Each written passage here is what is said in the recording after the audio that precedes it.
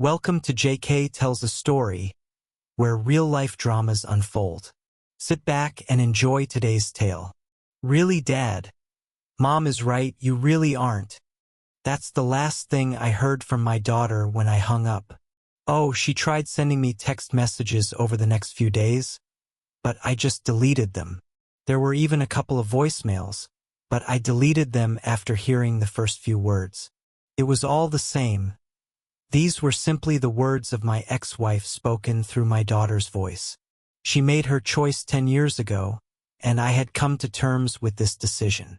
This so-called olive branch was just an insult. So I'm Michael Johnson. I was previously married to Sarah Johnson. We had been married for about 17 years when everything fell apart. Of course, they blame me for this. This is what happens to naive simpletons in our wonderful divorce courts in this country. They blame the man and then let the ex-wife get full custody so she can tell the kids what a terrible person their father is. I swear the divorce laws in this country were written by a bunch of man-hating feminists who want to diminish anyone with a man's dignity. Like I said, we were married for 17 years. We had 2 children, a 14-year-old son and a 16-year-old daughter. I thought everything was going great. I loved my wife and was sure that she loved me. Our children were smart, athletic, well-mannered, and good-looking. Emily was a daddy's girl, and Ryan was a friendly and athletic boy. I was making decent money as a CPA at a mid-sized accounting firm, and Sarah had a good job as a marketing manager. We both exercised regularly to keep fit and were both pretty good-looking. Like I said, Emily was a daddy's girl through and through. She seemed to worship me, and I was wrapped around her little finger. She was good at math and business studies and decided that she would be an accountant like her dad. She received her driver's license the day she turned 16. She, like me, loved analyzing financial markets and investment strategies. From the age of 12, she would sit in my home office, helping me organize tax documents while I worked on various clients' accounts. I'm an unashamed numbers lover. I like collecting vintage business books and analyzing investment portfolios that I can study and build. She also developed my love for financial planning. Some weekends we would go to business seminars together and spend the entire day learning about new investment strategies. It just seemed like we were together almost every weekend. I was also quite skilled at household financial management. Emily was always happy to help me when I balanced our family budget. I taught her the basics of tax preparation, investment analysis, portfolio management, and retirement planning. She was by my side when I set up our new financial software. She even helped me organize our home office filing system. Although Emily turned to her mother on women's issues, which I was very happy about, it was to me that she came for advice and help in everything else: homework, drama with girlfriends, advice on college planning, career choices, etc. We were very open and honest with each other. When she had troubles, she turned to me for help. I was Emily's favorite parent, and Ryan was more of a mama's boy. Ryan was never into numbers and finance like his older sister. He was a good student, but business didn't interest him much. He excelled more in English literature and civics. He started talking about becoming a lawyer. Of course, Ryan and I also talked, but he seemed to be more attached to his mom than to me. The last couple of weeks, Sarah seemed a little off. Nothing special, she just seemed a little distant, and lately she seemed to zone out for a minute or two. I asked her a couple of times if everything was okay, but she just brushed me off and ignored my concerns. Usually I didn't mind when she was moody, but this felt different. Again, nothing major, just a little off. It was Friday evening. I had just returned home from work. It was 6 p.m., as it always was when I got home on a Friday night.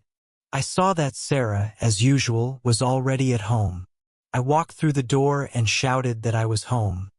As always, oddly enough, there were no smells of dinner being prepared.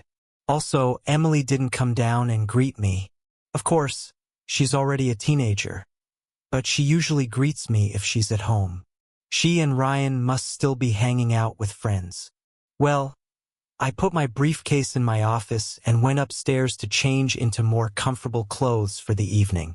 When I entered the bedroom, I saw that my wife had laid out her little black dress on the bed, along with nice lingerie, stockings, and heels.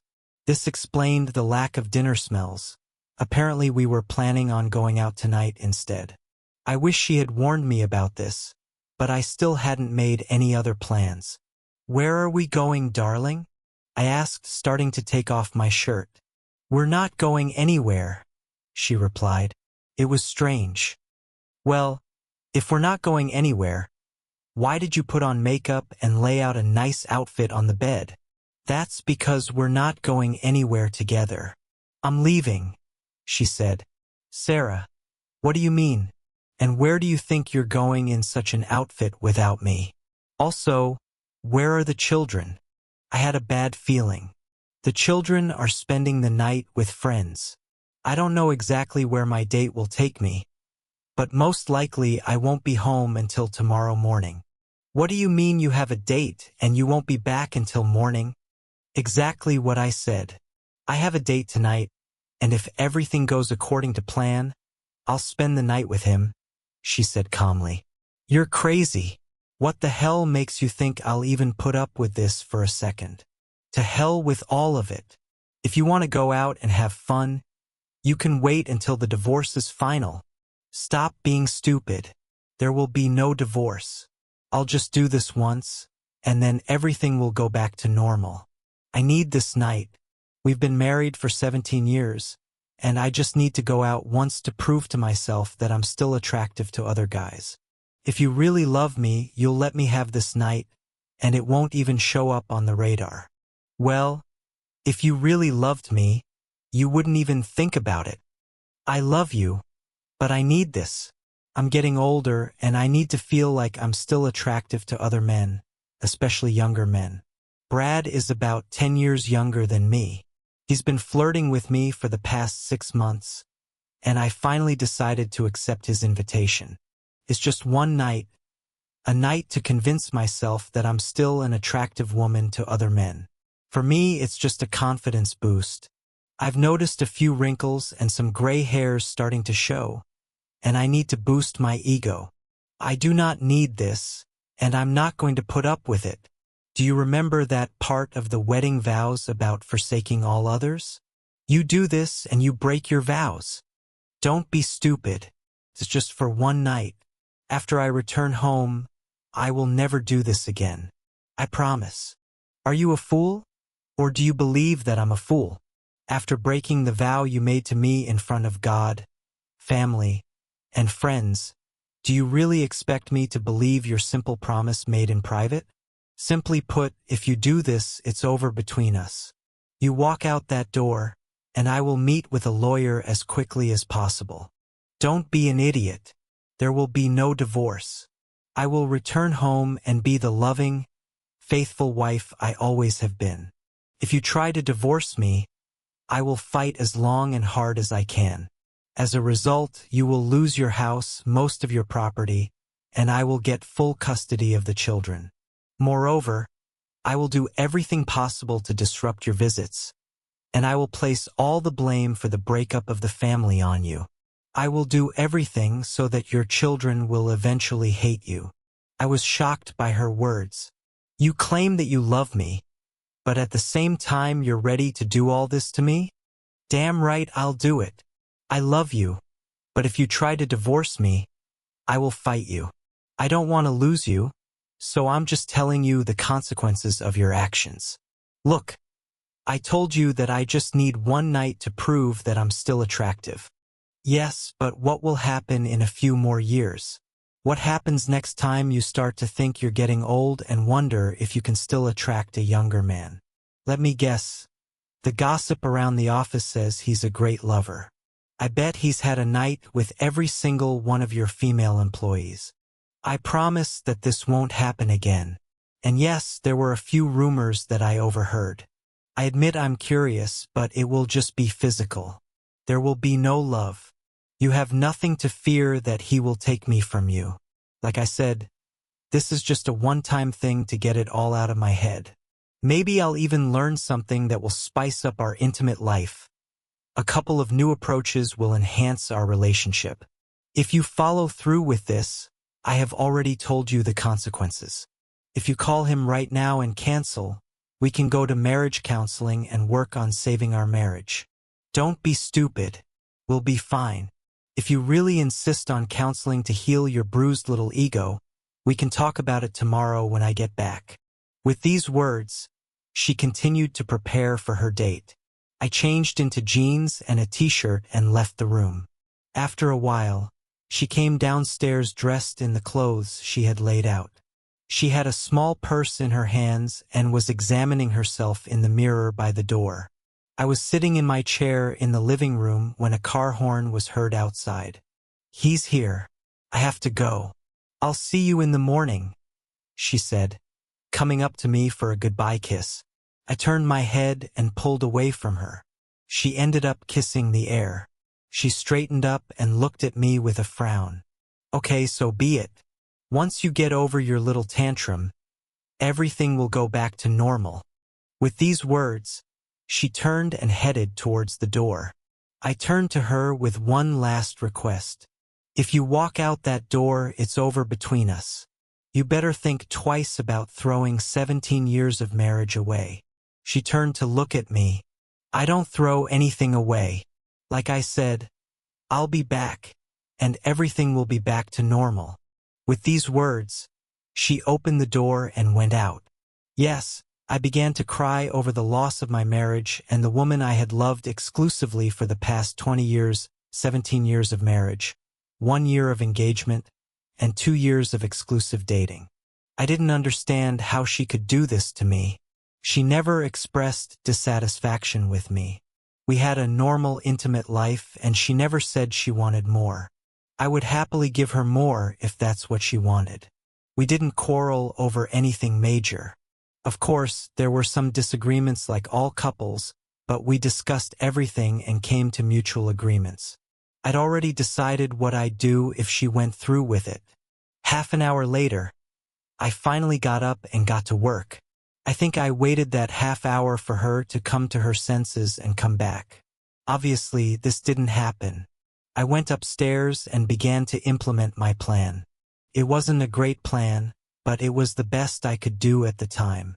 It was a fairly large house with 4 bedrooms, the master bedroom, Emily's room, Ryan's room, and a large guest bedroom. The guest bedroom was actually like a second master bedroom with a private bathroom. We used it when her family or my family came to visit. We also used it for kids' sleepovers. This would now be my temporary bedroom. It took me about 2 hours to completely move from our old bedroom to my new one. I had no illusions about what would happen in the divorce. It was a no-fault state, which means that the divorce laws in this state were written by man-hating feminists. In general, unless the wife was convicted of some serious crime and sent to prison for at least 10 years, all the blame fell on the husband. It didn't matter whether the husband was a completely innocent victim. The wife ended up getting the house, the children, alimony, maintenance, and the husband was left with all the bills. She gets a gold mine and he gets the shaft.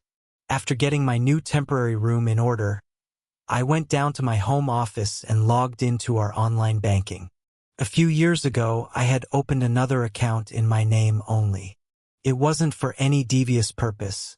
It was just so I could buy her gifts and she would be surprised. We both had access to our joint finances, and there were a few times when she came in to check on our accounts and happened to see a purchase I was making for her. Needless to say, there were no surprises for her birthday or Christmas.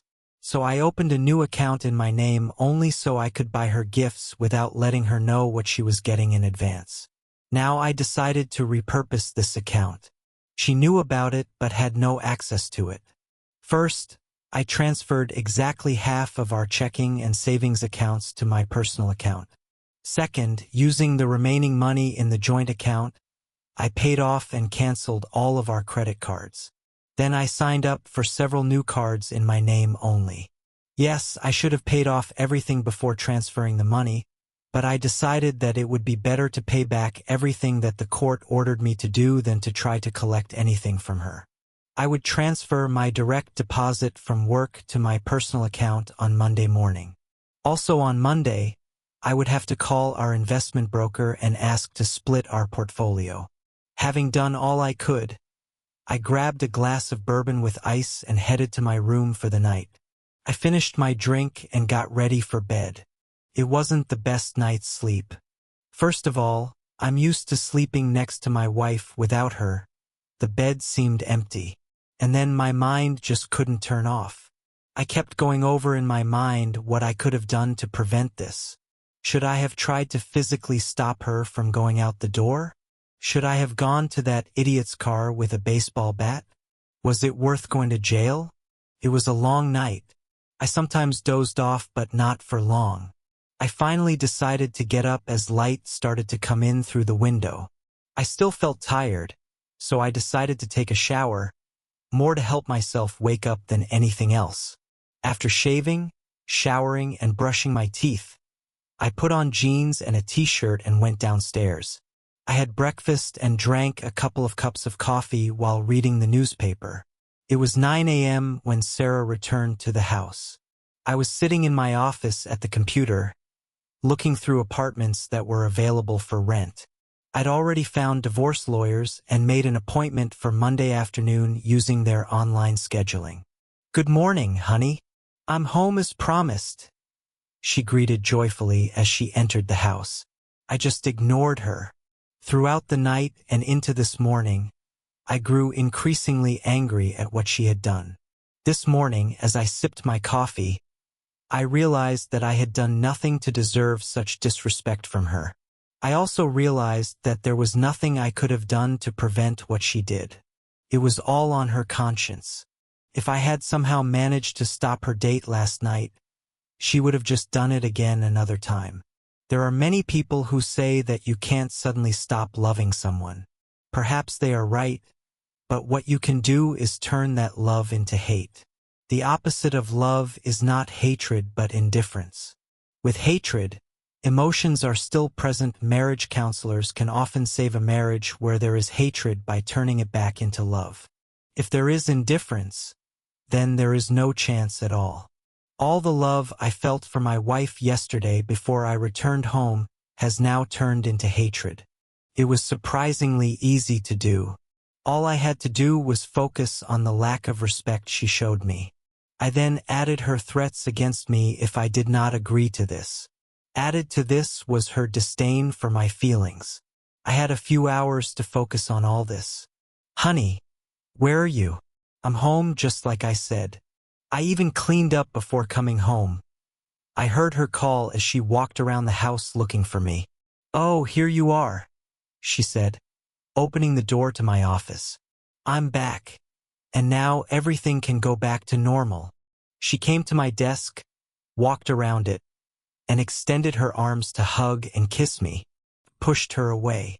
"Keep your dirty lips away from me." Only God knows what they touched. Her eyes widened in shock. I'd never spoken to her like that in all the years we'd known each other. I continued before she could think of an answer. "You need to go to the clinic and get a full set of STD tests. I want to see a notarized certificate from you before I let you get your dirty hands on me again. And forget about intimacy. I wouldn't be with you for anything in the world." Was it too much? Maybe. Did I care? No. I watched her expression change from shock to anger. I hoped that she would realize the gravity of her actions and repent. "I see that you are still struggling with your bruised ego. I'm going to go up to our room and take a nap. I've had a long night, and I want to get some rest. I hope you calm down and we can talk later. I expect a full apology for your rudeness this morning." With these words, she turned and left the room. I couldn't help but smile, anticipating her soon return. And I didn't have to be disappointed. "What the hell did you do?" I heard a cry when she returned. "Where are your clothes? Where are all your toiletries? What the hell are you doing?" She burst into my office. "What do you mean?" I asked calmly. All my things are exactly where they are supposed to be.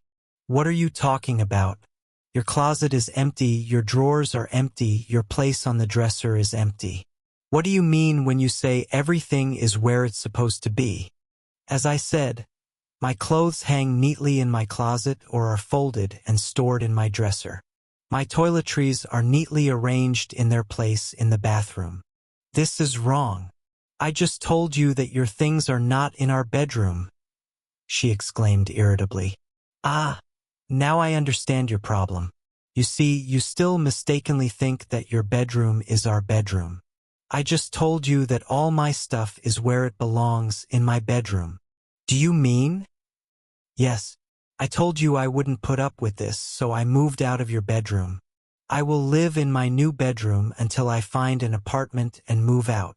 I thought about telling her about our finances, but screw it. Let her figure it out on her own.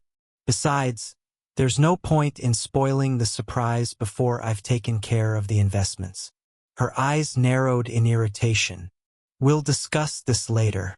I'm giving you a week to get over your little tantrum, and then I expect you to move everything back, and we can get back to normal. Not until I have a notarized certificate that you are free from all diseases. I shot back, returning to the computer.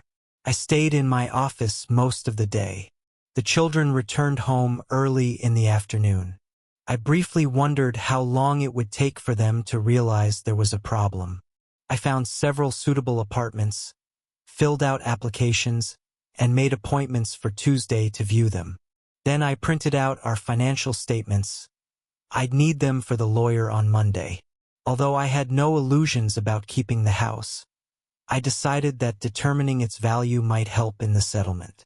In theory, she would owe me half the value of my share. Wishful thinking, but still.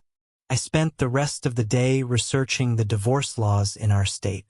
I understood that I would get screwed, but at least I had to imagine how badly. It would help me plan, if nothing else.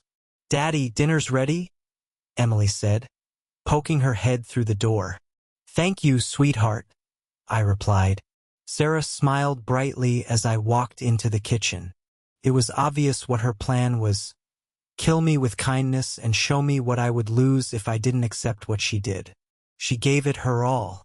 She got dressed up and put on her makeup. Her hair was styled in a way that I liked. That day she spent a lot of time in the kitchen preparing my favorite dish. When I entered the kitchen, she came up to me and handed me a glass of wine. "I poured you a glass of wine," she said, handing it to me and leaning in for a kiss. I saw the pain in her eyes as I pulled away from her. Taking the glass from her, I went to the sink, poured out the wine, and placed the glass on the counter. Then I took a glass out of the cabinet, put a couple of ice cubes in it, and poured a couple of fingers of bourbon. There was no way that the children sitting at the table would not notice this. Walking over to the table, I sat down and began chatting with the children. I didn't even pay attention to my wife. The dinner was clearly tense. I kept up the conversation with the children as best I could, but it was very obvious that we had serious problems. It didn't help that I didn't even put anything on my plate, let alone eat anything. These dishes were my favorites, but I just passed the bowls and plates on without even looking at them. I just kept trying to start a conversation with the kids while sipping my drink. "Dad, aren't you going to eat something?" Ryan finally asked. "No, not hungry," was all I answered. After the most awkward dinner in the history of mankind, I simply stood up, refilled my glass, and headed back to my office. I didn't even bother to help clear the table. About half an hour later, I turned off the computer, grabbed the keys to my pickup truck, and left the house to go to a nice quiet restaurant for dinner. After that, I went to a bar to have a couple of drinks. When I returned home, it was already quite late. I saw that the light was still on in Sarah's bedroom, so I closed the door to my room and made sure it was noisy enough for her to hear. I locked the bedroom door and then put a chair under the handle. As I was getting ready for bed, I heard her testing the handle and then knocking. She tried to get me to open the door for about 5 minutes before she gave up. The next morning, I got up early. I decided that today would be a football day. There were 3 games on the schedule: morning, afternoon, and evening, and I would watch them all. Yes, there were things to do around the house over the weekend, but I decided to ignore them. To hell with it. I'm not going to live here long, so Sarah can just handle it herself. I'd already drunk most of the coffee and started making an omelet for breakfast. I was finishing mine when Emily came into the kitchen. "Hello, sunshine. Omelet?" I asked. "Of course, Dad." "Thank you," she said. She took her juice and sat down at the table while I started preparing her food. A few minutes later, Ryan appeared. I told him I would cook for him as soon as I finished his sister's omelet. Emily ate her breakfast while I cooked Ryan's. I heard Sarah appear in the hallway, so I poured the last of the coffee into my cup and turned off the pot. She shuffled in, took a cup from the cabinet, then looked at the empty coffee pot. "You couldn't even leave a cup for me?" She looked at me. "The coffee pot is over there. You know how to make it," I replied, serving Ryan his omelet. I used the last of what I had prepared and even put away all the ingredients. After taking care of the children, I left the kitchen. It was already past noon. I was sitting in the living room where the morning game was on. Sarah came in with a plate and a bottle of beer. She placed everything on the coffee table in front of me. "I brought you lunch and beer so you don't miss a single play," she said cheerfully. Without looking at her, I raised my foot and swept the plate and bottle off the table onto the floor. She just stood there with her mouth open in shock. Just then they went to commercial and I got up, went to the kitchen, and got myself a beer. I wasn't going to drink anything she brought me. It would have been wasted anyway. No, I didn't clean up after myself. She brought it unnecessarily so she could clean it herself. I didn't care if it stained the carpet. I didn't intend to live here long anyway. "We need to discuss this," Sarah began. "Shut up. The game has started," I replied.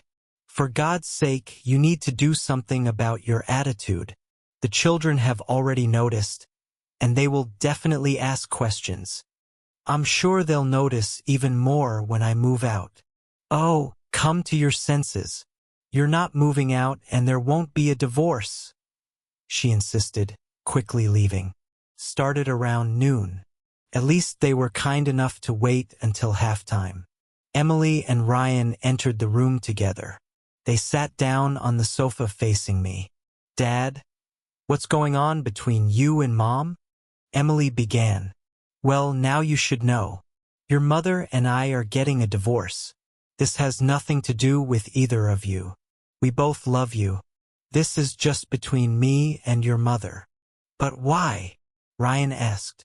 "Because your mother did something that I cannot accept. She did it even after I told her how I felt about it. But she did it anyway, and she didn't regret it one bit." "You mean when she went on a date on Friday night?" Emily asked. "You know about it?" I was really surprised. "Well, yes. Mom told us you weren't happy about it.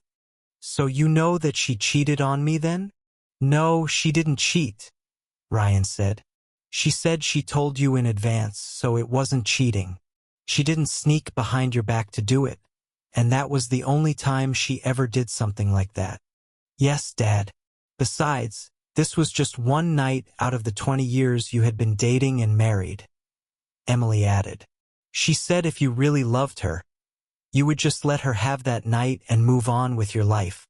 To be honest, I was stunned.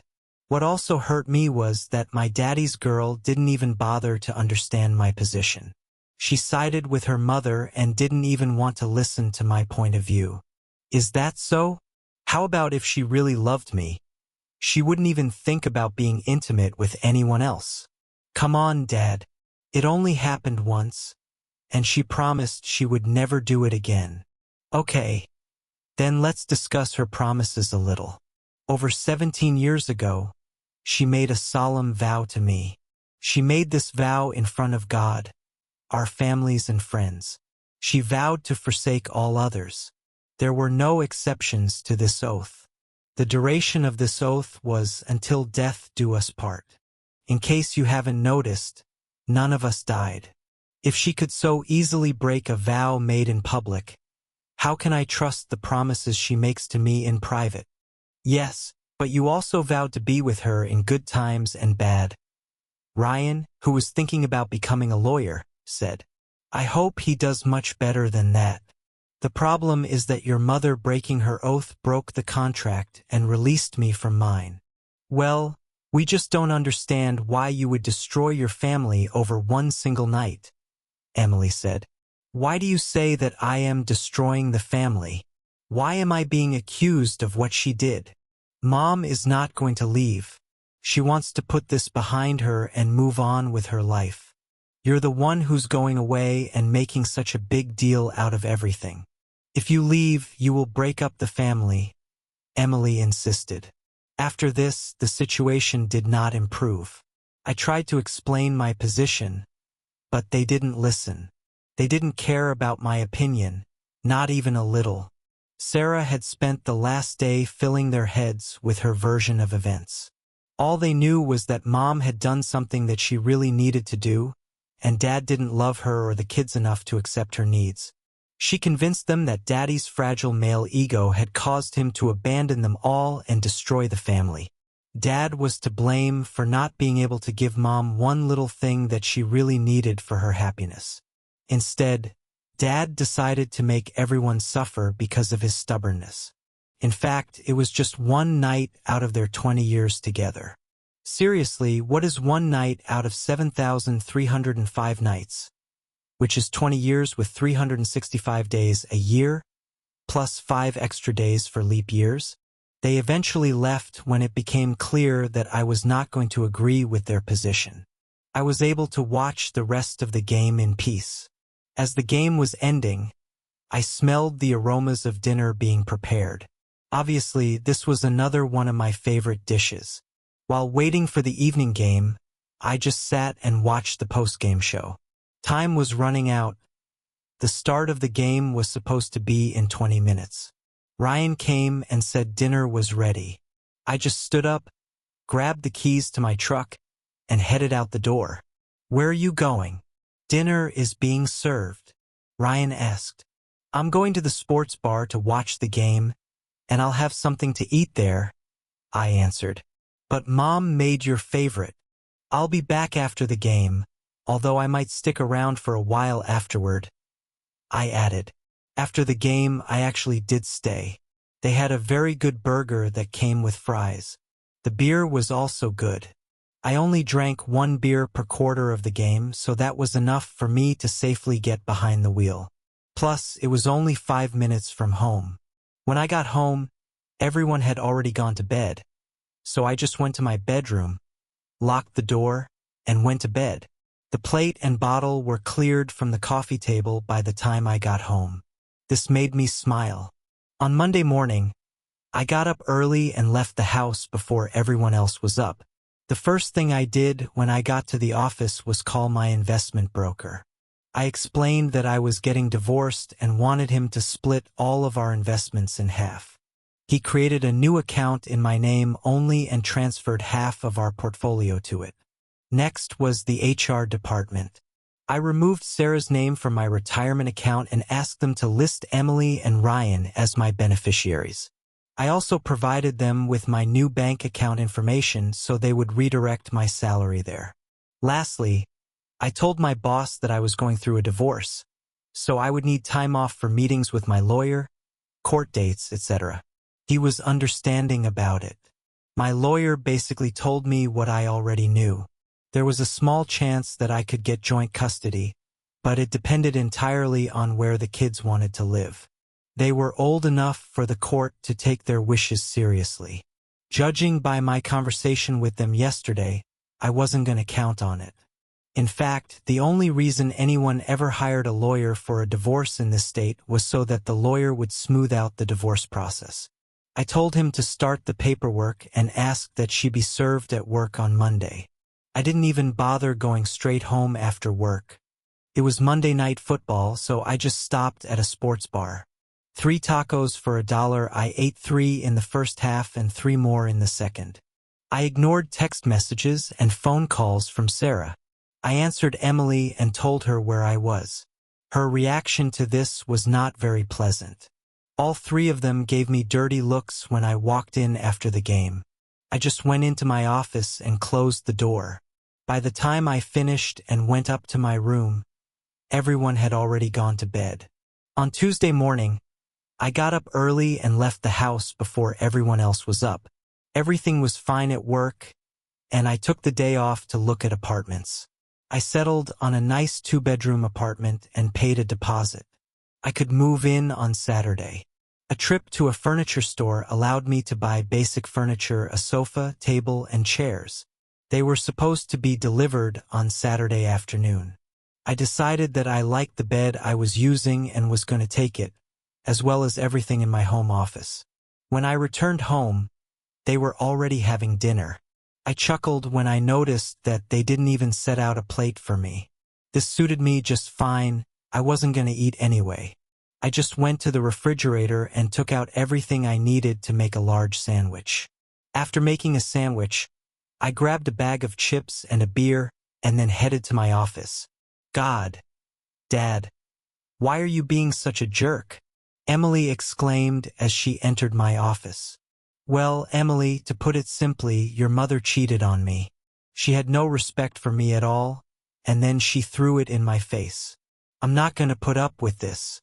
I explained very clearly what would happen if she went through with this. She did it even though she knew what would happen.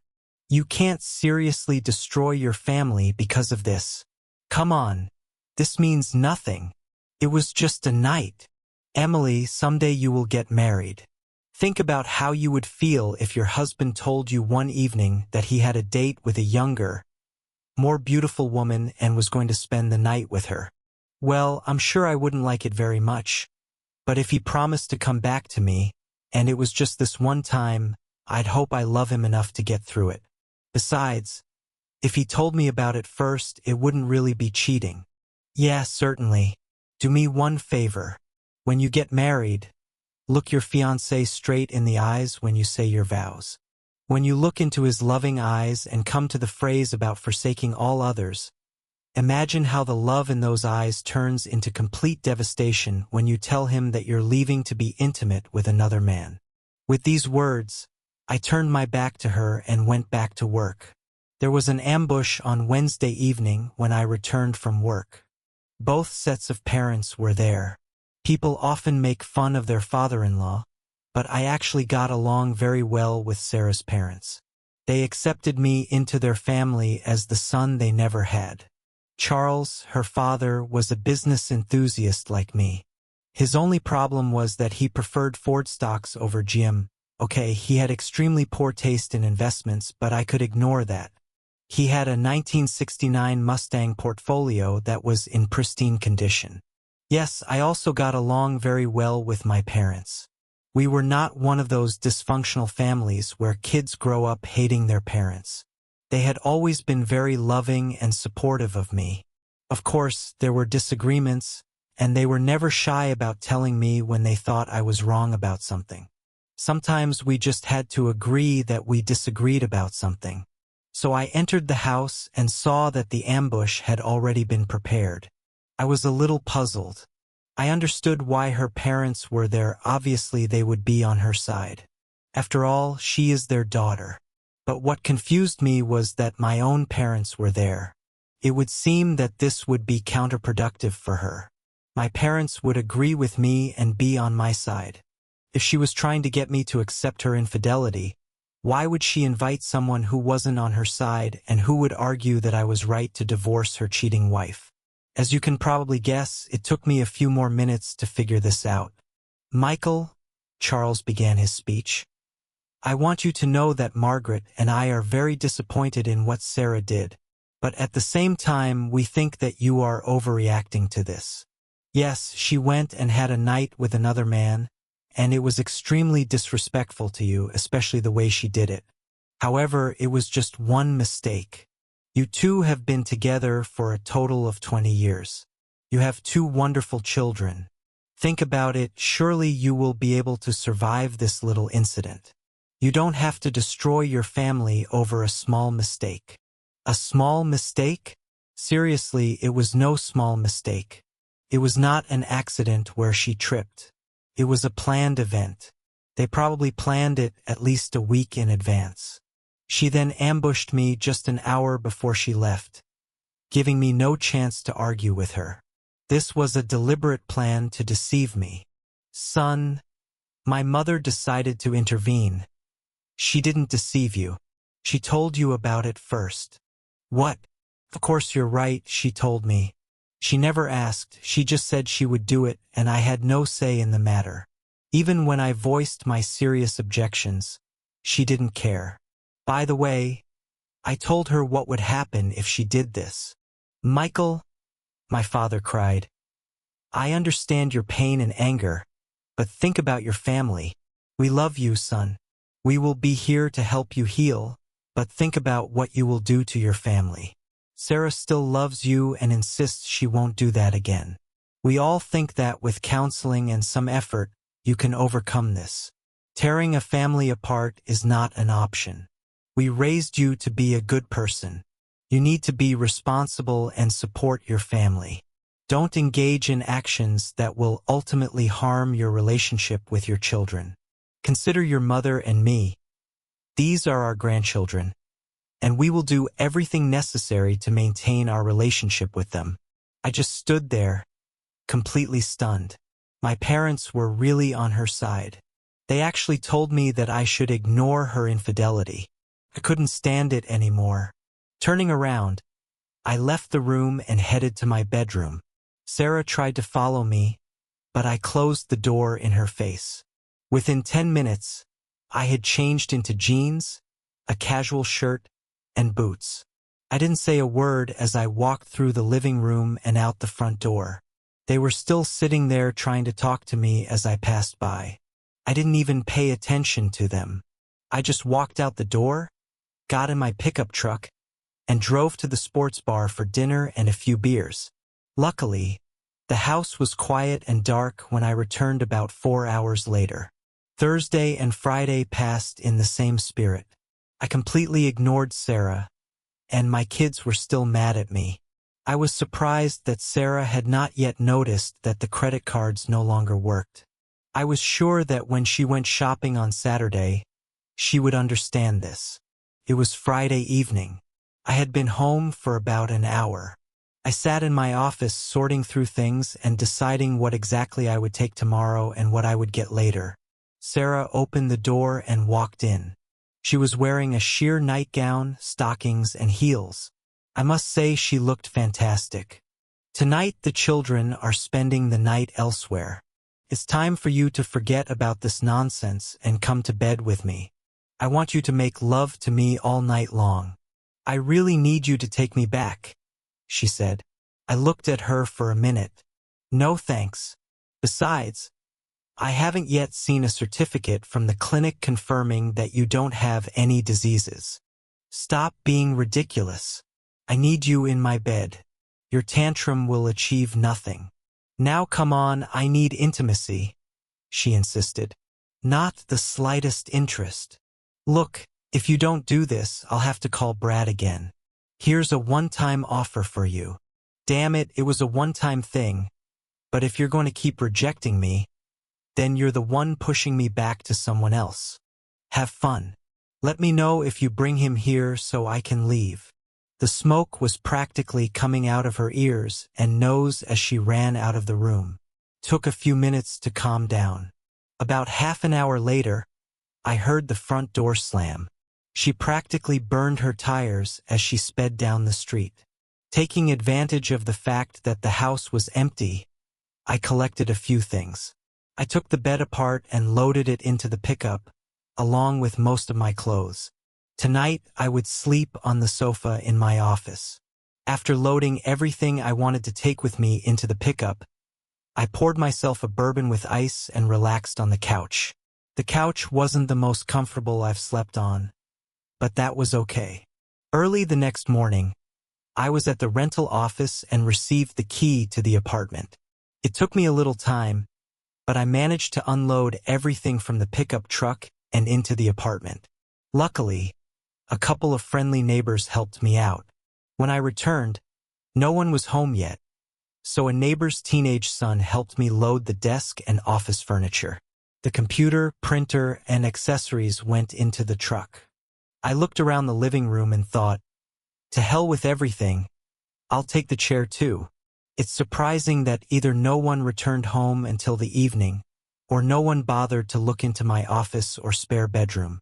It's surprising that they didn't notice the chair was missing. It was early evening when my phone rang. Seeing that it was my daughter, I answered. "Dad, where are you?" "I'm home, honey." "No, not at home. Your office is clean, the bed and dresser in the spare bedroom are gone, and your chair is missing from the living room.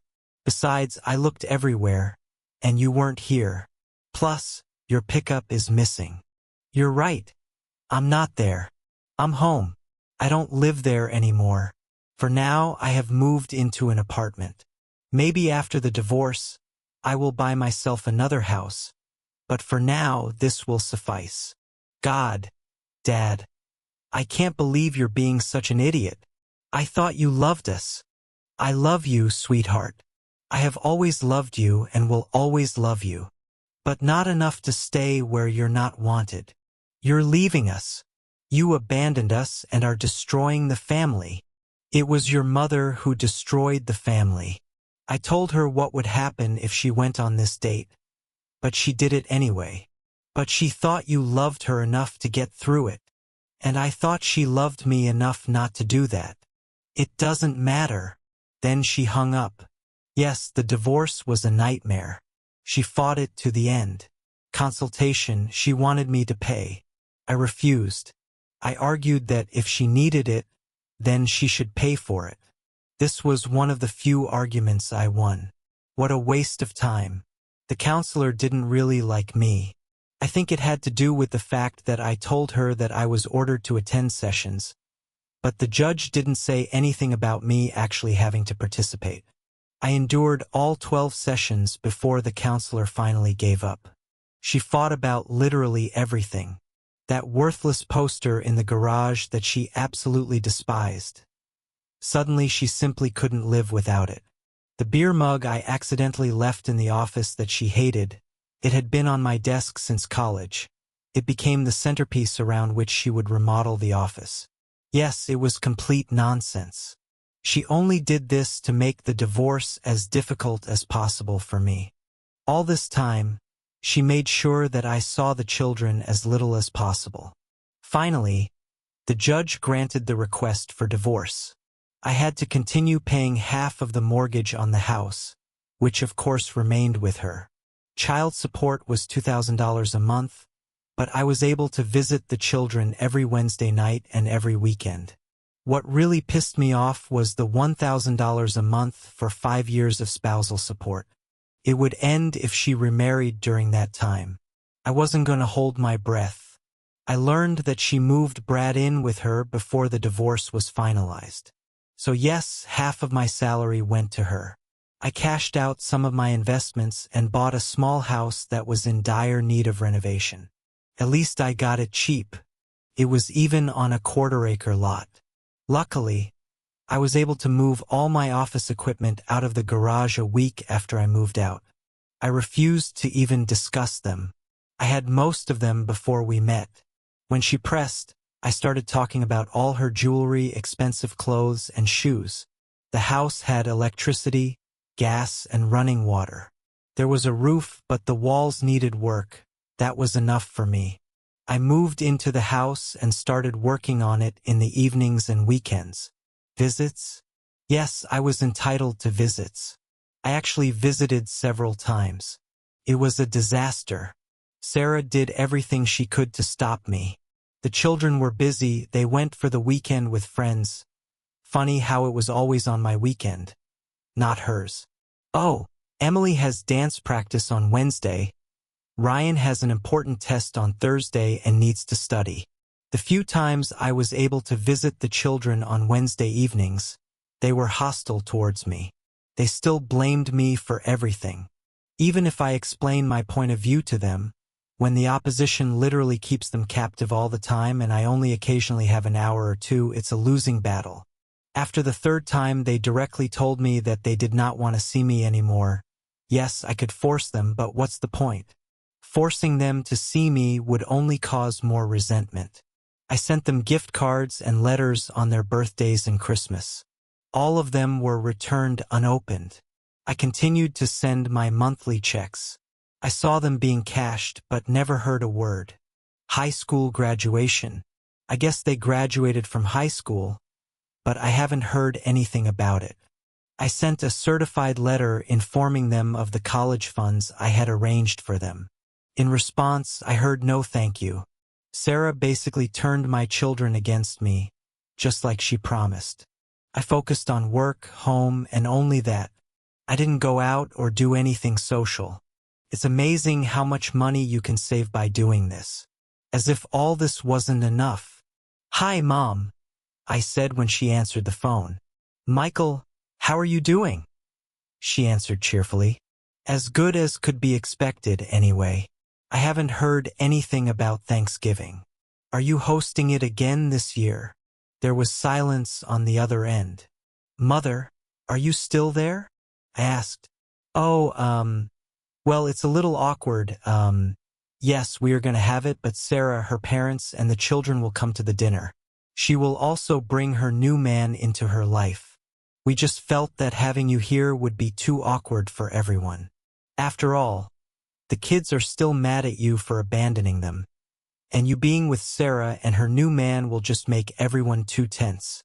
"Seriously, Mom? You're giving up your own son for Thanksgiving and inviting my ex-wife and her boyfriend instead?" "Well, we want to maintain a close relationship with our grandchildren. Besides, it's your fault. You should have worked to keep your family together, not tear it apart. How about coming to our place on Christmas Eve?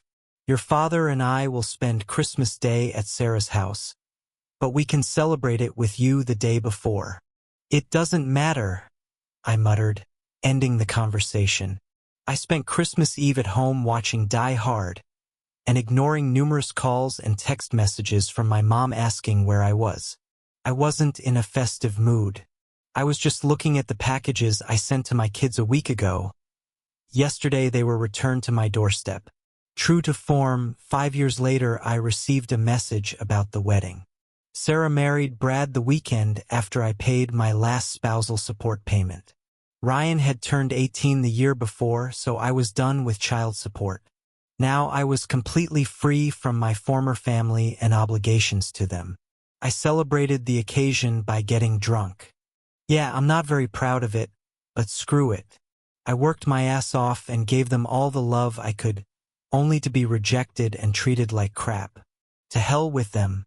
Now that all my obligations to her and her 2 ungrateful offspring were fulfilled, I decided to just put them out of my mind as much as possible. They clearly didn't want any relationship with me, so I just forgot about them as much as possible and moved on with my life. Well, except for one thing that has always bothered me. I had to continue paying half of the mortgage on the house.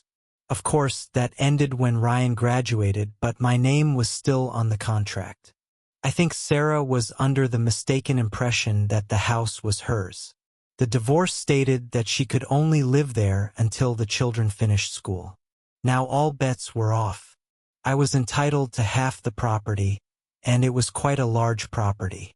I contacted my lawyer to begin proceedings. When we got divorced, the house was appraised at about $300,000, with equity in the house of about $200,000. This was 5 years ago. Since then, we have been paying our mortgage regularly, and property values in our area have increased significantly. After doing a little research online, I estimated that the assessed value is now around $500,000, and the net worth is $450,000. Yes, we only had $50,000 left on the mortgage. Why did I do this? Well, of course because of the money. Who couldn't use an extra $250,000? There was also the fact that this would make Sarah very angry. She adored this house, and having to give me a penny for anything would make her furious. And I wanted any kind of payback for what she had done. It would also reimburse me for all the house maintenance costs and mortgage payments I had to make for her. The call came about a week later. "Michael, what the hell's going on?" "Well, Sarah, there's not much going on here. Just working and renovating the house I bought." "What's happening to you?" I must admit that I was surprised that you called to see how I was doing. After all, this is the first time you've talked to me since the divorce. I'm not calling to find out how you're doing.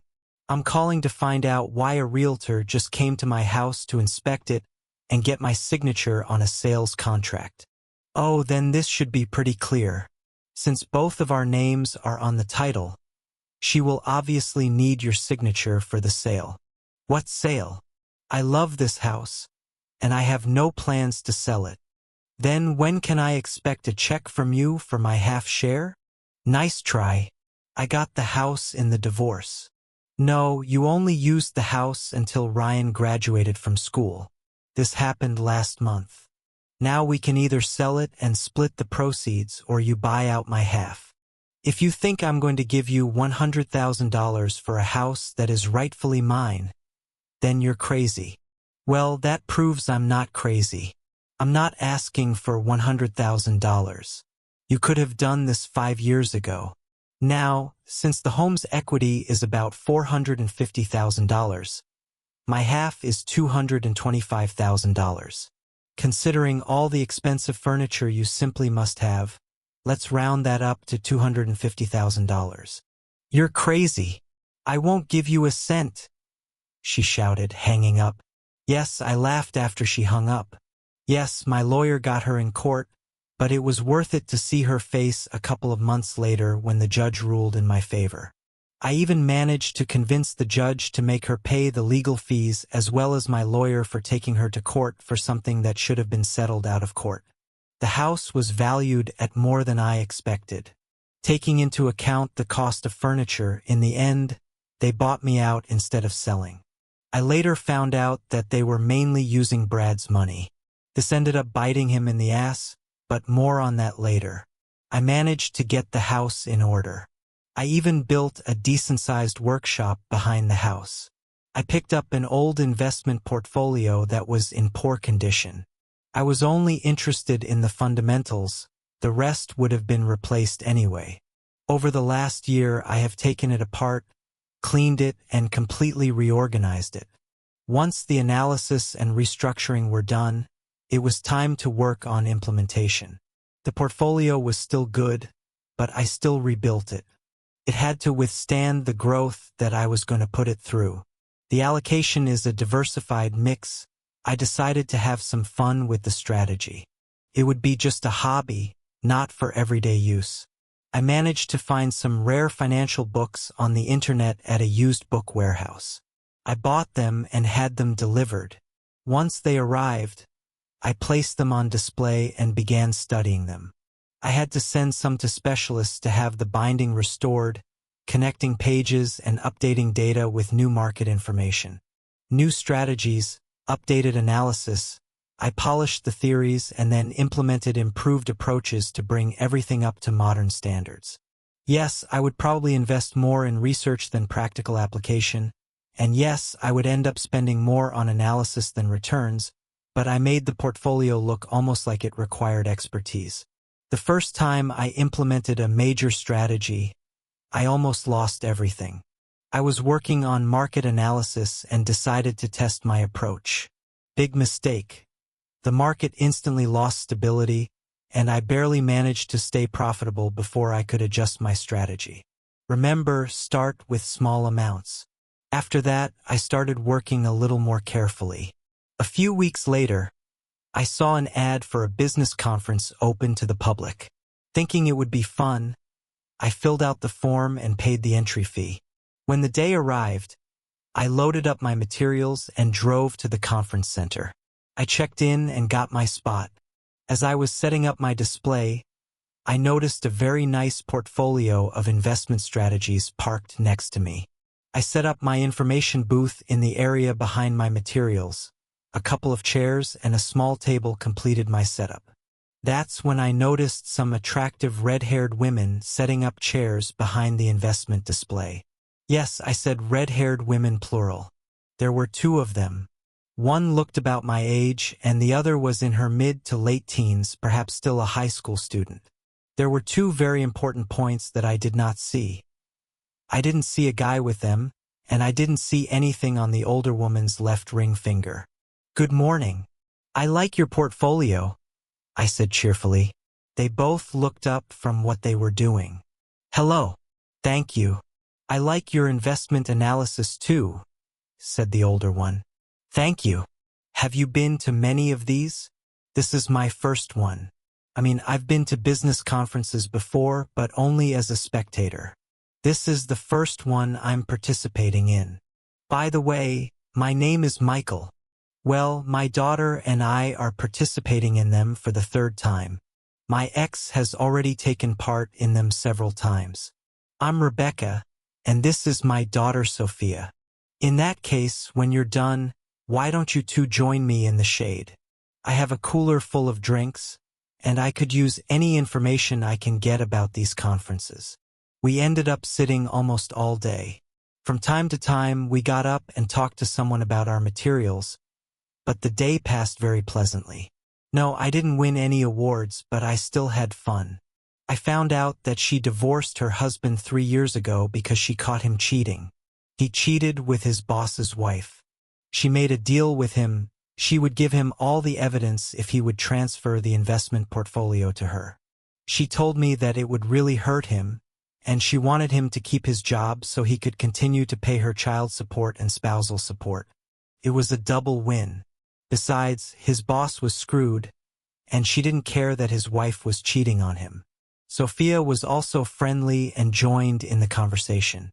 She told me that she was very angry with her father for his infidelity. She doesn't want anything to do with him anymore. We were having such a good time that I didn't want it to end. When the conference was over, I suggested they go to a nice restaurant a couple of blocks away. They agreed and we went there. I didn't really want to be depressing, but they asked and I told them my story. I hit the main points. I told them that my children had sided with my wife and had nothing to do with me anymore.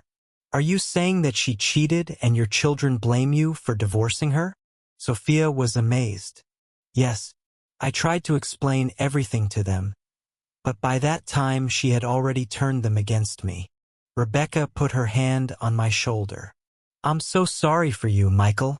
You seem like such a nice guy, but you don't deserve anything like this," she said sincerely. I decided to change the topic to something more pleasant. We ended up talking and laughing for another hour. It seemed like there was a real connection between us. We exchanged numbers, and Rebecca agreed to meet me again. As they walked away, I saw Sophia give me a big smile, wink, and give me 2 thumbs up. I realized that she also didn't mind me meeting her mother again. So Rebecca and I met again. It was the next weekend. I called and asked. She agreed enthusiastically. Dinner and dancing. I received a kiss on the cheek as I walked her to the door. As I turned to leave, I saw a red-haired teenager in the window, smiling and giving me 2 thumbs up. After 2 more dates, I invited them both to my house and cooked them dinner. After my divorce, I learned to cook quite well, a bunch of YouTube videos, a lot of trial and error. I make very tasty lasagna, so I settled on that. They seemed to like it. They really liked my house. But I overheard Rebecca telling her daughter that it definitely needed a woman's touch. I wouldn't argue if asked. The following weekend, I was invited to their home. Rebecca cooked in a way that put my feeble attempts to shame. Even Sarah wasn't as good as Rebecca. I couldn't help it. I know it's rude, but I just couldn't stop eating.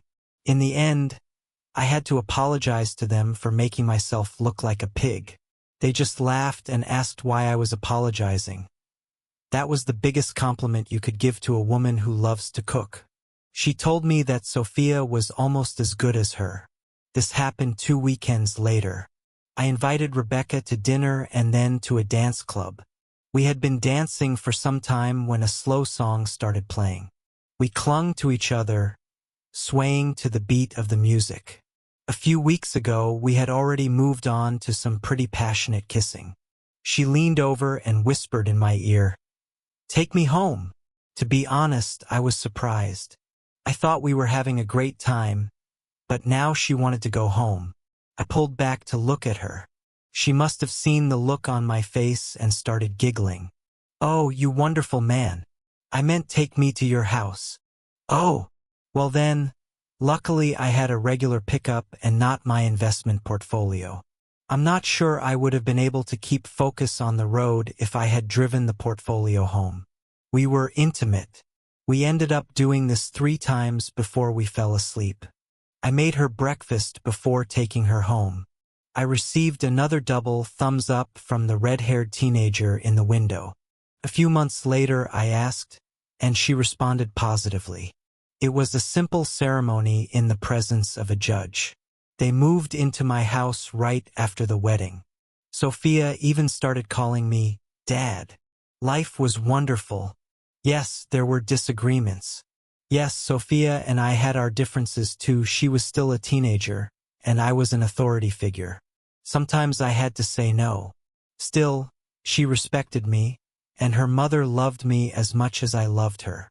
An unexpected call came about a year later. It was a number I didn't recognize. "Hello," I said, picking up the phone. "Hi, Dad," said an excited female voice on the other end of the line. "Emily?"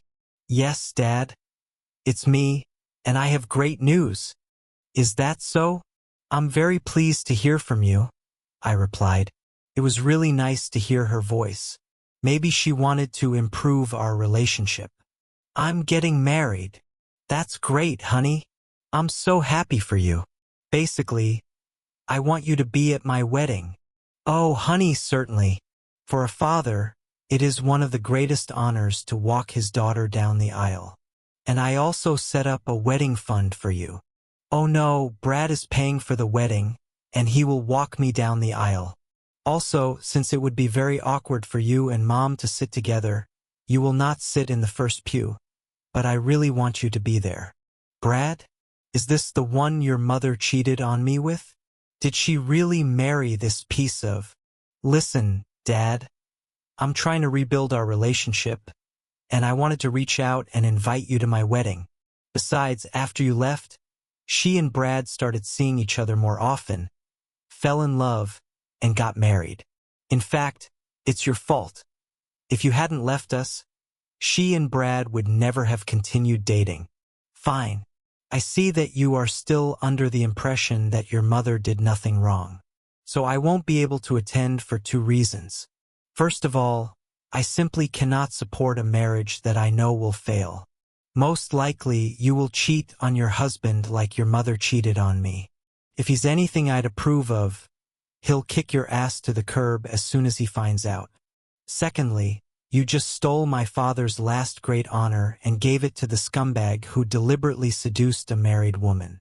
This once again shows what a shallow, egocentric person you have become. Okay. If you continue to be like this, then don't expect to ever see your grandchildren. If you raised them to be like you, I still don't want anything to do with them." "Really, Dad? Mom is right, you really aren't." And that was the last thing I heard from my daughter when I hung up. Well, there are the chances of a relationship with my ex-daughter. Only slightly more powerful than 0. And I didn't even notice how Sophia sneaked around the corner and took my phone. I didn't even know she was home. I was so angry at my former daughter I tried to reach out, but she has the audacity to talk to me like that. It is her fault that our family fell apart. I tried to be nice and invite her to my wedding, and she just threw everything in my face. I hoped that she would finally take responsibility for what she did to our family. Looking down, I saw that my phone was ringing. I didn't recognize the number, but there were a lot of calls like this when planning a wedding. "Hello. Hi. Is this Emily Johnson?" "Yes. Can I help you? Yes, you can. You can stop calling my dad and being mean to him. He's the best person I've ever known, and he doesn't deserve someone as stupid and spoiled as you calling him to remind him that you're a pathetic excuse for humanity. I swear you and your family are a waste of air to breathe. Who the hell are you? My name is Sophia Johnson. I'm your sister. My mother married your ex-father, and he adopted me. I love him with all my heart, and it would never even occur to me to disrespect him or disgrace him in the slightest. You are an insult to daughters all over the world. I know everything about what happened. Your mother went on a date with absolutely no respect for her husband and was intimate with another guy. The saddest thing about all of this is that you don't seem to mind. Let me tell you, my biological father cheated on my mom. She threw him to the curb without hesitation. You can be sure that if my mom ever cheated on my dad, I would help my dad throw her ass out with the rest of the trash. Yes, even though he is not my biological father, he is the most decent, caring, compassionate person I have ever met. I'm thinking of sending your mother a card thanking her for being such a big fool for letting him go. If it weren't for her extreme stupidity, he wouldn't be my father now. Oh, and you can also tell your grandparents that they have another granddaughter. But I have no desire to maintain any relationship with anyone so vile as to reject their own son for a cheat and her treacherous offspring. There is one more thing you can do for me. When you say your joke vows, look into your husband's eyes and think about when he decides to cheat on you. When he actually cheats on you, call me and tell me about it so I can laugh at you. You have a shitty life, sis? She said before hanging up. I stared at the phone in shock. First of all, I was surprised to hear that my father got married. You'd think he'd at least send his kids an invitation. Secondly, I found out that I now also have a younger sister. A strange thought came into my head. I couldn't help but think that she was a lot like me before Mom told Ryan and me about Dad leaving and going to destroy the family over one small thing. At first, I thought that Dad must have had a very good reason for this and decided that maybe I could live with him instead of Mom. But then Mom explained how she felt and that she just needed this little thing to rejuvenate herself. After all, it was just one short period of time compared to how long they had been together. Besides, Mom was willing to stay together and work things out. It was Dad who acted like a pig and refused to even try. It was Dad who left. He was the one who separated the family. I couldn't believe how rudely she treated me.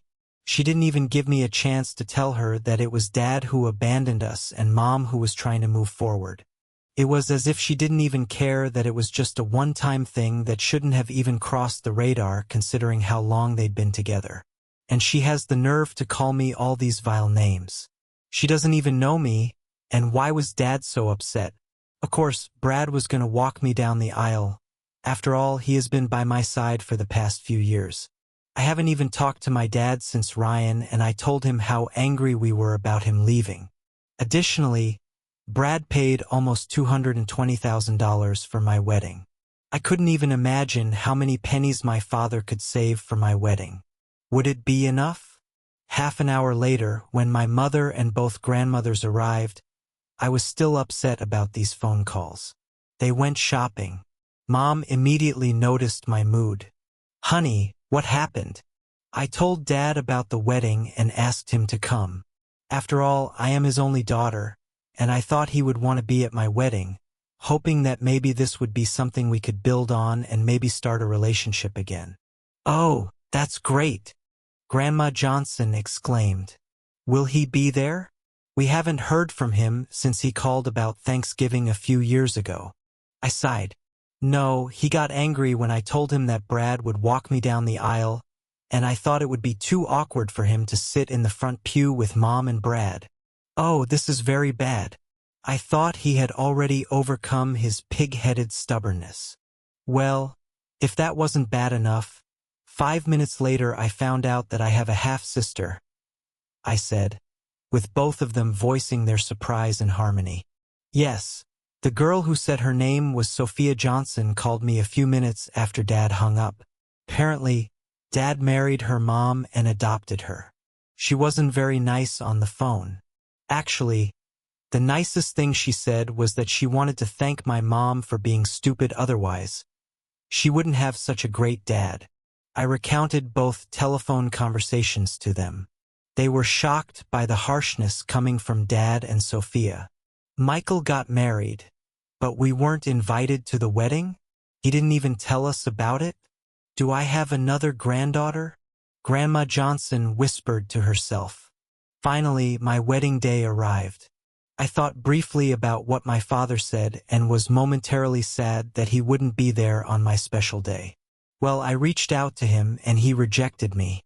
I shrugged it off. It was a happy day after all. I married a man I truly loved, the person with whom I will spend the rest of my life. Brad beamed with happiness as he took my hand, and we began to walk down the aisle to the music of the wedding march. I was overjoyed, looking at all my friends and relatives. Both my grandparents were there. Ryan was one of Bobby's groomsmen.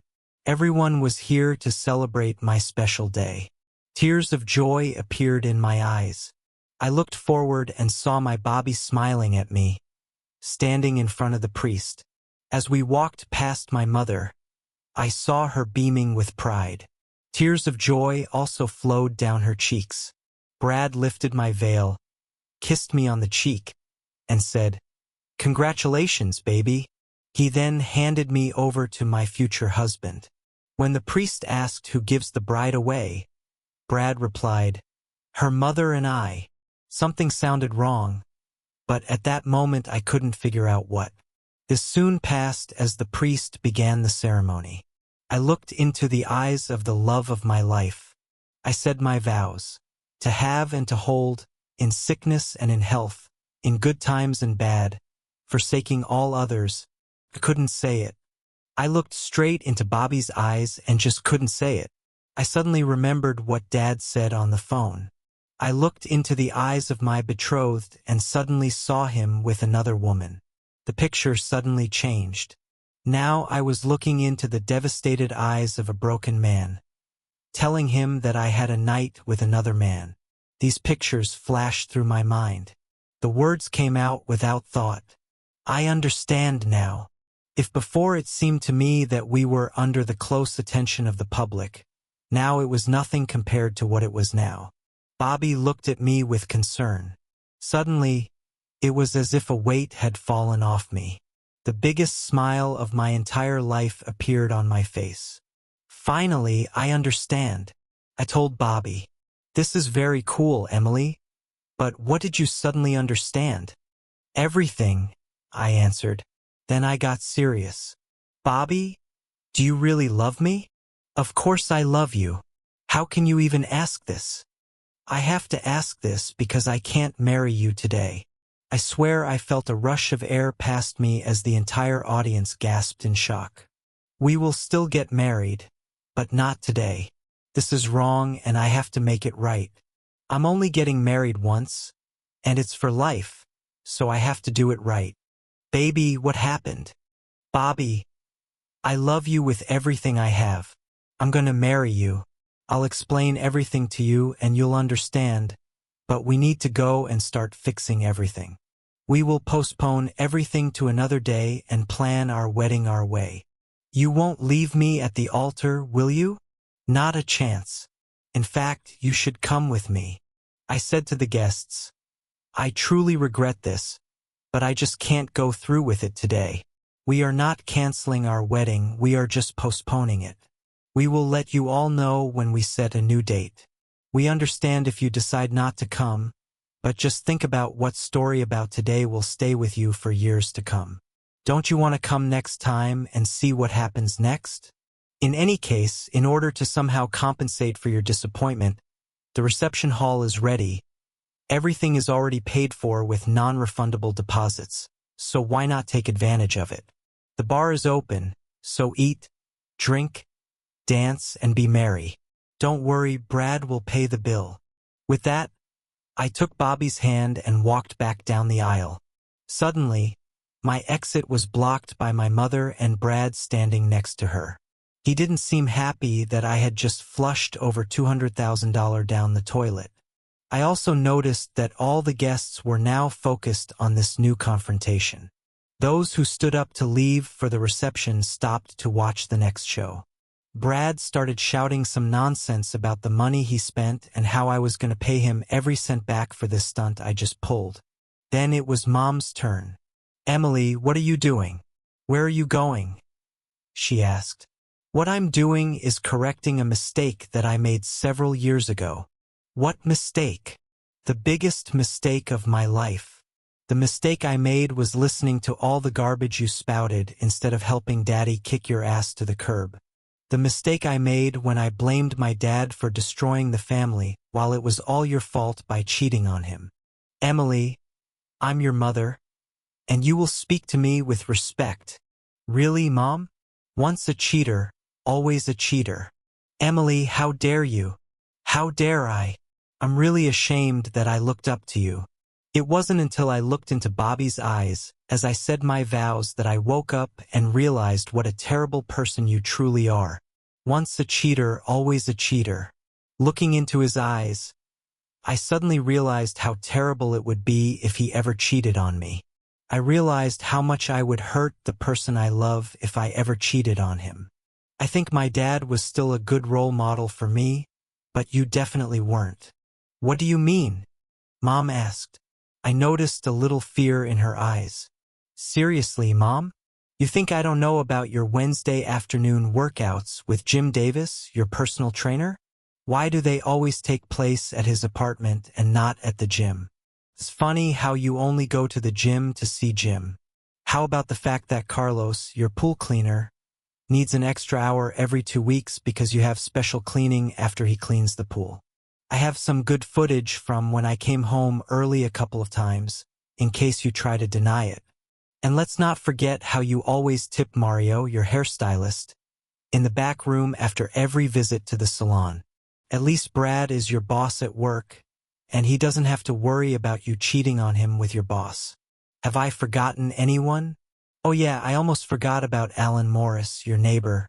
For the last 3 years, he'd come over whenever his wife had her book club meetings.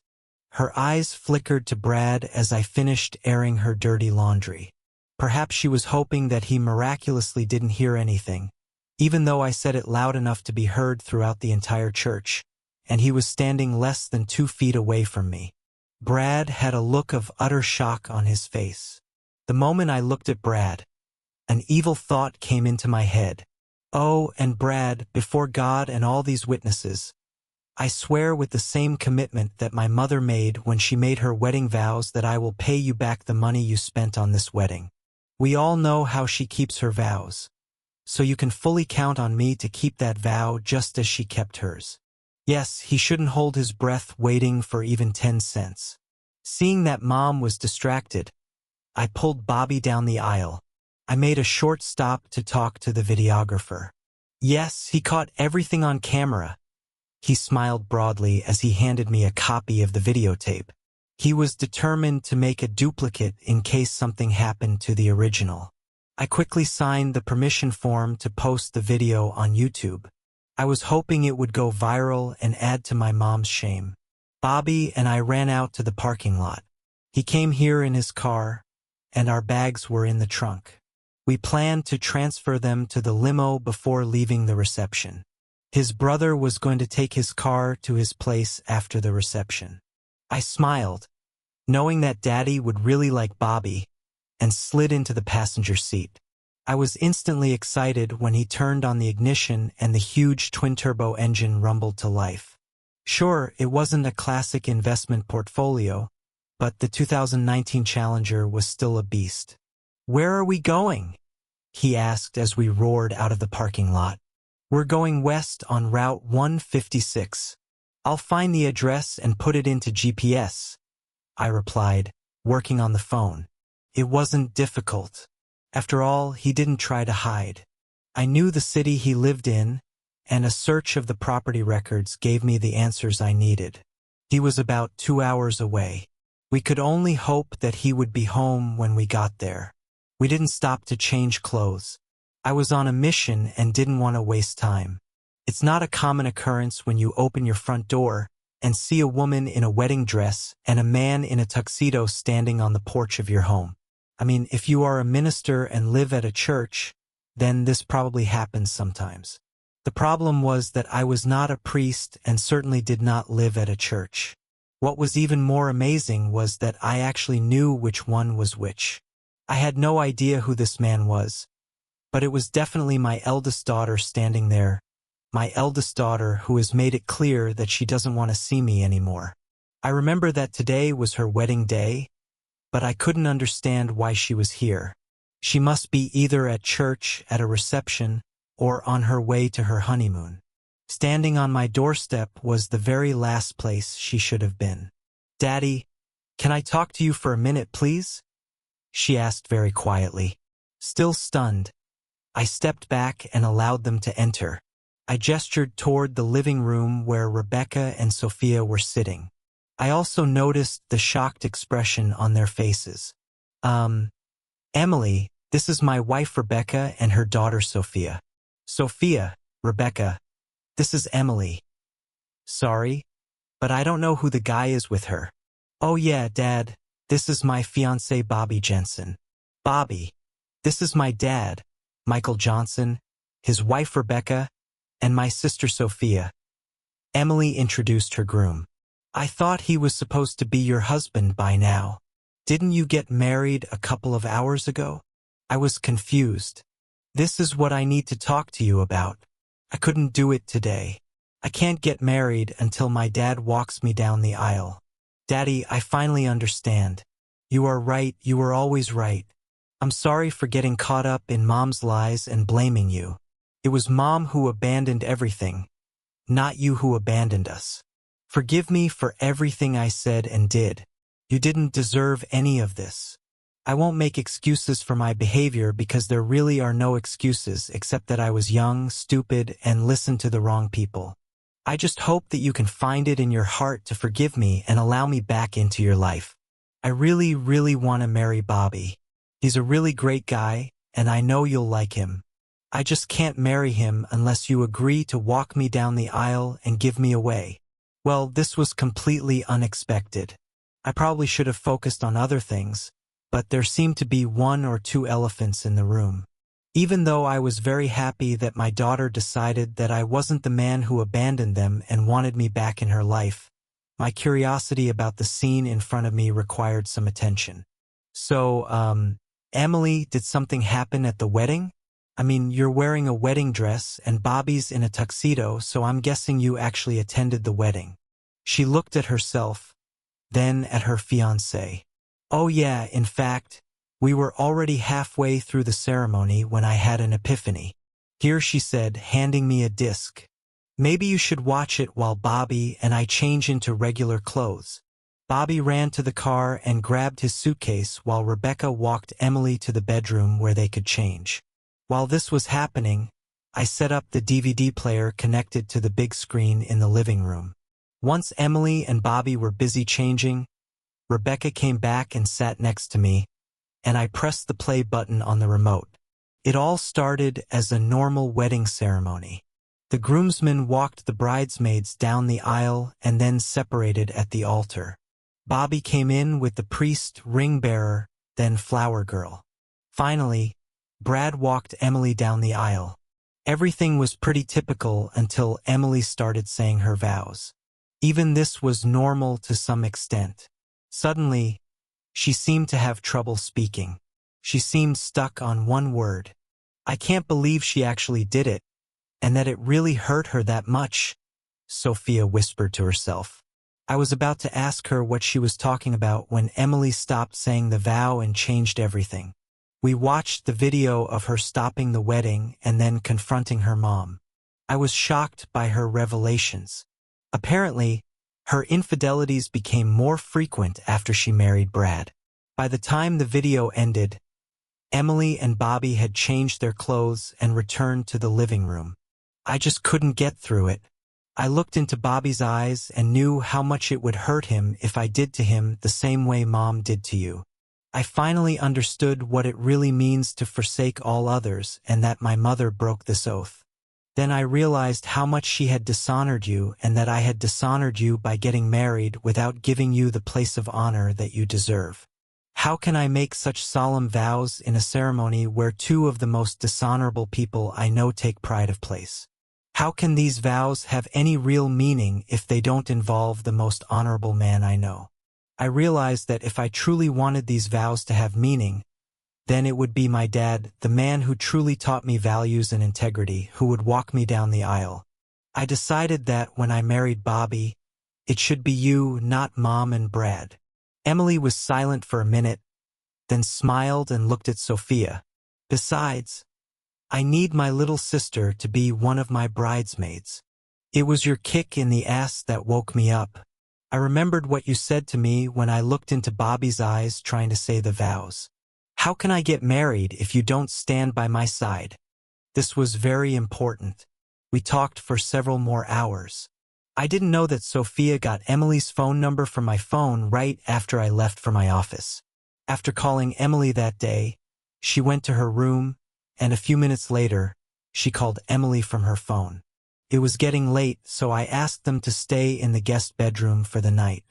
Emily received several more calls throughout the evening. She ignored calls from Brad and Sarah, but several of her friends also called her. It seems that some of the guests accepted her offer to have fun at Brad's expense. He tried to cancel the reception, but it was too late to get the money back. By the time he got to the reception venue, there were already several dozen people taking advantage of the open bar. The food was also already being prepared, and all the waiters, bartenders, and DJ were already in place and working. Brad finally gave in, grabbed a drink, and moved to a table in the corner to drown his sorrows. Ryan sent her a video he took on his phone when his mom came over to talk to Brad. Looks like things didn't go very well. Brad shouted a lot of insulting words. That took up most of the conversation. It looks like this relationship will soon end. Ryan said he was able to cancel his plane and resort reservations but was charged a 20% penalty for late cancellations. Since Emily and Bobby had already taken time off from work to go on their honeymoon, they stayed with us for the entire week. I reconnected with the daughter I thought I had lost. I also met Bobby. He's a great guy with strong moral values. The relationship was a little strained at first because the only things he had heard about me were the lies my ex-wife, son, and daughter told him. Well, not exactly lies, but rather an embellishment of the truth that painted me as a bad guy who abandoned his family. There were also several important facts that were left out of these conversations. After the truth began to emerge, he began to warm up to me. This helped when I showed him my workshop and my latest projects. Although he preferred classic Dodges, we both appreciated each other's investments. Hey, we're both number geeks. At least he wasn't one of those weaklings who only understood basic portfolios. His investment strategy had manual analysis. Around midweek, a new wedding date was set. It was supposed to take place in the same church on the same weekend a year later. This time, I would pay for it and walk her down the aisle. In addition, Rebecca was called upon to help with the wedding planning. Yes, Sophia was going to be a bridesmaid too. Emily and Bobby called everyone in the wedding party and gave them the latest news. Well, everyone except Sarah and Brad. Over the next few months, Emily and I worked hard to repair our relationship. Bobby and I also got to know each other better. We attended several business conferences, analyzing Rebecca's portfolio, my investment strategies, Bobby's financial approach, and even got Sophia to enter a small portfolio I bought for her. Emily and Bobby would come and spend a couple of days with us a couple of times a month. Even Ryan showed up a few times. It was more difficult with him because he was always closer to his mother than to me, but we restored part of our relationship. I think he did it more for Emily than for me, but I'll accept it. Besides, he always had some news from home. By the way, things weren't going well for Sarah and Brad. Brad moved out and filed for divorce. The good news for Sarah was that Brad filed not because of adultery but because of irreconcilable differences. This meant that the harsh penalties provided for in the prenuptial agreement would not apply. He applied in such a way as to get it over with quickly and without a fight. The good news for Brad was that he had a prenuptial agreement. The marriage contract stated that all property that he owned before marriage was not subject to division. Sarah would receive half of the property acquired during the marriage, but this would not be enough when taking into account the property acquired before the marriage. Basically, she would keep the house and receive about $50,000. As for the house, Brad did try to get a piece of it, but he had no proof that he was entitled to it. Of course, it was with his money that my share was purchased after the divorce, but there was no real evidence of this. He apparently took out a business loan for his company to get the money but never documented exactly what he spent it on. In addition, they never put his name on the title deed for the house. Since the house belonged to Sarah before their wedding, she refused to even discuss the topic. In the end, Brad paid off the loan but achieved nothing. By the time he realized he would never get the house money back, it was too late to file for adultery. Rumors about Sarah's adventures spread, and her reputation in society suffered greatly. Friends began to avoid her. Invitations to parties, charity events, and other social gatherings dried up. To make matters worse, since she was unemployed and dependent on Brad's money, her financial situation deteriorated greatly. Brad learned an expensive lesson. He lost several $100,000 buying my half of the house. He lost another $280,000 due to a failed wedding. He also had to pay Sarah $50,000 in the divorce, and then there's the humiliation. Sarah was furious that her affairs had become public knowledge and that Brad was divorcing her in this way. She started telling her remaining friends that she cheated on him because of his inadequacies. Such gossip spreads like wildfire. It didn't take long before all the women he tried to approach at bars were just laughing at him. He became a recluse, going only to work and straight home. His social life evaporated. "Ready, Daddy?" asked my eldest daughter. No father is ever truly ready to let his daughters go, but I'm honored to do this for you, I replied. The doors opened, and music began to fill the church. I stepped forward, starting with my left foot, and proudly walked my daughter down the aisle. I took a quick look, and my smile grew even wider. My ex-wife was sitting in the fourth row. My wife Rebecca had her place of honor in the front row. I would join her after I took care of the last important honor for my daughter. Who gives this woman as a wife? As her father, I give her as my wife, I said loudly. Love you, baby, I whispered to her, kissing her cheek before handing her to Bobby. Yes, I forgot to mention my ex-wife. No, it wasn't my idea. Emily asked me to do it this way. I turned around, walked over, and sat down next to my wife. To have and to hold, in sickness and in health, in good times and bad, forsaking all others. Emily practically shouted the last phrase. Then, beaming with a smile, she finished her vows. It was a wonderful ceremony. There was applause when they kissed at the end. I looked down from the main table. Rebecca was next to me. I saw Sarah sitting at a table to the side. She didn't look happy. Every time she looked up and saw Rebecca sitting in her former place, she frowned. I noticed she took advantage of the open bar. Brad was not invited. I don't know if he would have come even if he had been invited. My last great achievement for my daughter was complete. I walked her down the aisle, got her married, made a beautiful toast to the newly married couple, danced the father-daughter dance with my daughter, and then danced with my wife while my daughter danced with her husband and his parents to the second song. My duties were completed. I was sitting at the table next to my wife. My youngest daughter was dancing with one of the guys who was vying for her attention. Sorry, Rebecca, isn't it? Can I borrow your husband for this dance? I heard my ex-wife's familiar voice behind me. Rebecca, and I turned to face my ex-wife. Rebecca looked at her for a moment before answering. Just remember to return him to where you took him. I trust him, but I don't trust her not to do something stupid. I brought Sarah to the floor. They started playing a slow song. I wouldn't be surprised if she requested it for this very purpose. I tried to keep my distance and not pull her towards me. We danced a little before she spoke. You should have given me that one night. We should have put it behind us and carried on with our lives as usual. Today, we were supposed to be together, and you shouldn't have left that evening. You should have known me better than to think that I wouldn't mind you cheating on me, no matter how many times you do it. I didn't cheat. I told you before I did it. I didn't sneak behind your back. Whether you told me or not doesn't matter. The fact that you were intimate with someone else is cheating. Besides, I never gave you permission. I told you not to do it, but you did it anyway. I never wanted this.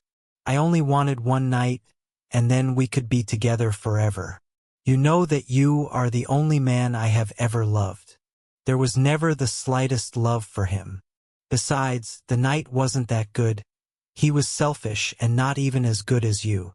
Then why did you marry him? Because you divorced me. Of course, I didn't love him, but I liked him. After you left, I didn't want to be alone. I thought I could love him, but I couldn't forget you. I did all this to you because I was angry that you left me. I still loved you, but you didn't even want to talk to me after that one night. I knew you were all I needed, and I would never date another man again. So why did you cheat on him? Because he was a loser in bed. I thought I could train him, but he refused to listen to any advice. When I couldn't take it anymore, I found a couple of other guys who could actually bring me pleasure. I had no idea Emily knew anything about this. Even if I knew that she knew about all this, I would never have thought that she would throw me under the bus like that. I feel sorry for you. We had a truly wonderful marriage, but you left it for one night of mediocre sex. I think there is no chance. I couldn't stop laughing. Not just no, but hell no. First of all, even if I weren't married now, what you did by turning my children against me killed any possibility of us ever getting back together. Now I'm married again to the woman I love, and I have another daughter who I love too.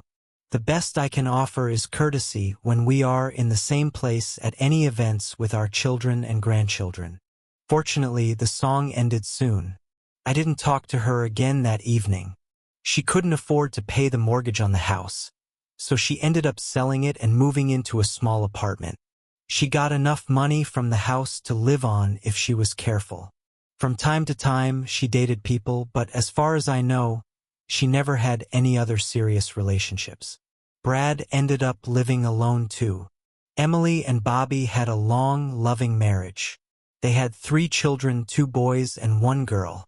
Ryan ended up marrying a nice girl too. They had 2 daughters. As far as I know, neither of them cheated on the other. There are those who believe that I should have taken revenge on Sarah and Brad. I couldn't really do them any serious harm without going to jail or getting hit back. I decided to just move forward and live my life as best I could. As they say, the best revenge is a life well lived. I did so and let karma deal with the rest. Karma is a bitch. Sarah and Brad didn't get burned at the stake, but they didn't escape unscathed either. No, I have nothing to do with this, but I still feel good. I have my wife, my daughter, and my other 2 children in my life again. I am surrounded by people who love me. I have a good life. Ready, Daddy? Asked my daughter. No father is truly ready to let his daughters go, but I'm honored to do this for you, I replied. The doors opened, and music began to fill the church.